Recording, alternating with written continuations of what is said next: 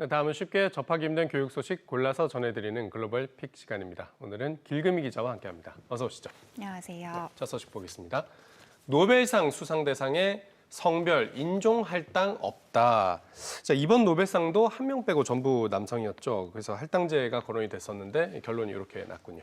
네, 맞습니다. 전 세계 분야별 전문가들이 평생에 꼭 한 번은 받고 싶어 한다는 상이죠. 바로 노벨상인데요. 이 노벨상 수상 대상에 있어 앞으로 성별과 인종 할당제를 도입하자는 얘기가 급물살을 탔지만 결국에는 무산됐습니다. 이 노벨상 수상자를 선정하는 곳이죠. 이 스웨덴 왕립과학원의 고란 한손 소장은 지난 월요일 AFP와의 인터뷰에서 우리는 앞으로 성별, 인종별 수상자 할당제를 도입하지 않을 것이라고 밝혔습니다. 앞으로도 계속해서 오로지 실력대로만 뽑겠다는 말인데요. 하지만 말이 좋아 실력이지 이 할당제가 그나마 여성과 유색인종이 편견 없이 실력을 인정받을 수 있는 하나의 희망이었는데 이런 결정이 내려지자 여성과 유색인종들은 아무리 좋은 성과를 내도 노벨상을 받기 더 어려워질 거라는 우려와 비판이 쏟아지고 있습니다. 네, 노벨상에 앞으로도 할당제 도입은 없다 이런 소식이었고요. 두 번째 소식 보겠습니다. 미국 자살 예방 모니터링 시스템 개글 논란인데 이 개글이란 단어는 영어로 뭐 시끄러운 학생들 뭐 이런 뜻의 단어죠. 근데 이런 이름을 딴 시스템이 있는 겁니까? 네, 말 그대로 어떤 인물이 자살 징후를 보이는 행동을 하는지 평소에 인물의 온라인 활동 등을 모니터하는 프로그램을 말하는데요. 미국에서 개발한 자살 예방 시스템이죠. 개글이 사생활 침해 논란에 휩싸였습니다.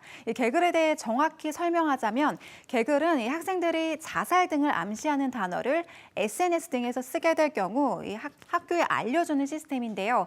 미국 학교 현장에서 본격 사용이 시작됐지만 학생들이 사용 중지를 요구하면서 교육계의 문제로 떠오르고 있습니다. 네, 학생들 사생활을 들여다보는 거네요. 이 개글이라는 시스템을 모든 학교가 의무적으로 쓰고 있는 겁니까? 그렇지는 않습니다. 현재는 학교가 저마다 자율적으로 도입을 결정할 수 있는 상황인데요. 하지만 개글 측이 자신들의 시스템을 통해 약 2년간 1,400명 이상의 청소년을 포함한 다양한 연령대의 생명을 구했다고 홍보를 하면서 도입하는 학교가 점점 늘고 있는 상황입니다.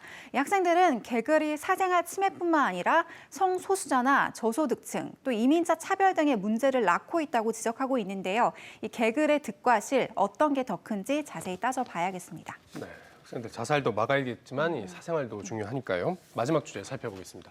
코로나와 나이, 자 이건 어떤 내용입니까? 네, 최근 태국과 중국 등 여러 나라에서 어린이 접종을 시행하면서 미국에서도 어린이들의 코로나 백신 접종을 둘러싼 논쟁이 계속해서 이어지고 있죠. 이런 가운데 예방접종을 받지 않은 아동이 노인에 비해서 코로나에 크게 치명적이지 않다는 조사가 나와 관심을 받고 있습니다. 세계적 경제학자 에밀리 오스터가 쓴 글이 발단이 됐는데요. 지난 3월이었죠. 에밀리는 자신의 기사에서 아이들이 코로나에 덜 치명적이라고 처음 언급을 했습니다.